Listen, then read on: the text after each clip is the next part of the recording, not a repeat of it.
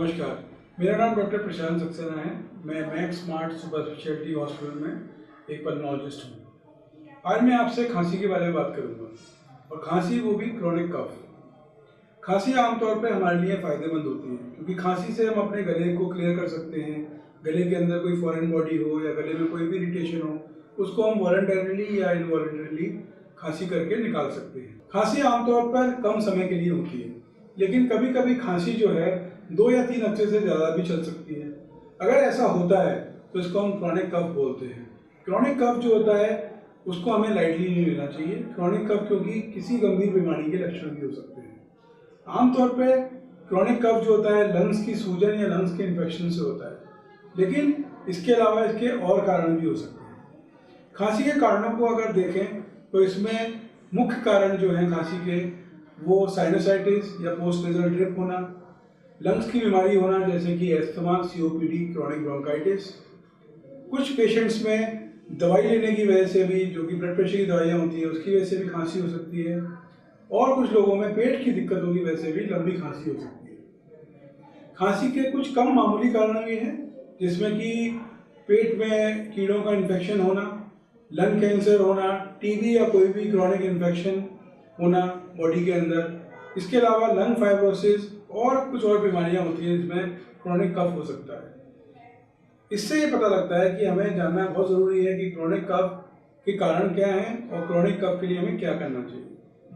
खांसी के अलावा कभी कभी शरीर में कुछ और साइन सिम्टम्स भी हो सकते हैं, जैसे कि नाक बंद होना, छींके आना, पेट में जलन होना, खट्टी डकारें आना, कान बंद हो जाना, बार बार सर में दर्द होना, और कुछ गंभीर सिम्टम्स भी होते हैं जैसे खांसी के साथ ब्लड आना, या फिर फीवर लंबा चले खांसी के साथ, या वेट कम हो और हमेशा कमजोरी हो। ऐसे सिम्टम्स को हमेशा गंभीरता से लेना चाहिए और तुरंत अपने डॉक्टर को चेकअप कराना चाहिए। इसलिए हमें अगर क्रॉनिक कफ की हमें शिकायत है तो तुरंत अपने डॉक्टर को दिखाना चाहिए। अगर हम डॉक्टर के पास जाएंगे तो आमतौर पर डॉक्टर्स कुछ जनरल इन्वेस्टिगेशन करते हैं, जैसे कि कुछ सिंपल ब्लड टेस्ट हो गए, चेस्ट एक्सरे हो गए, साइनस के एक्सरे हो गए। इसके अलावा डॉक्टर्स आपको कुछ स्पेशल टेस्ट भी बोल सकते हैं, जैसे कि एंडोस्कोपी हुआ या CT स्कैन करना हुआ, या फिर ब्रोंकोस्कोपी भी करी जा सकती है। इन टेस्टों से हमें पता लगता है कि कफ जो है, जो क्रॉनिक कफ है, वो किस कारण की वजह से है। इसके बाद रही इलाज की बात। इलाज क्रॉनिक कफ का बीमारी के ऊपर निर्भर करता है कि किस बीमारी से क्रॉनिक कफ हमें हो रहा है। क्रॉनिक कफ अगर साइनस की वजह से है तो हमें साइनस का इलाज किया जाता है। पेट की दिक्कत की वजह से है तो जनरली एंटासिड्स और पेट की जलन को शांत करने की दवाइयाँ दी जाती हैं। अगर लंग्स की बीमारी है तो आपको डॉक्टर नेबुलाइजर्स, एंटीबायोटिक्स, इनहेलर्स या कई तरह की एंटी एलर्जीज भी दे सकते हैं। इसके अलावा लंग्स का जो ट्रीटमेंट है वो कभी कभी लंबा भी होता है, इसलिए याद रखना है कि आपको डॉक्टर्स के फॉलोअप में रहना है। और डॉक्टर्स अगर आपको आपके लंग्स के टेस्ट कराने को बोलते हैं या पल्मोनरी फंक्शन टेस्ट कराने को बोलते हैं तो उनको आपको रेगुलरली कराना है। कुछ जनरल टिप्स मैं देना चाहता हूँ, जो कि अगर किसी को क्रॉनिक कफ है तो वो उसका पालन करें। जैसे कि रात में कभी भी कॉफ़ी और चाय सोने से पहले नहीं पीनी चाहिए। अल्कोहल और सिगरेट कभी भी रात के वक्त नहीं लें, क्योंकि ये पेट की दिक्कत पैदा कर सकते हैं और सांस की दिक्कत पैदा कर सकते हैं। रात के टाइम आप कोशिश करें कि लाइट खाना लें, बहुत पेट भर के खाना नहीं खाना चाहिए कभी भी, इससे हमें खांसी की दिक्कत हो सकती है।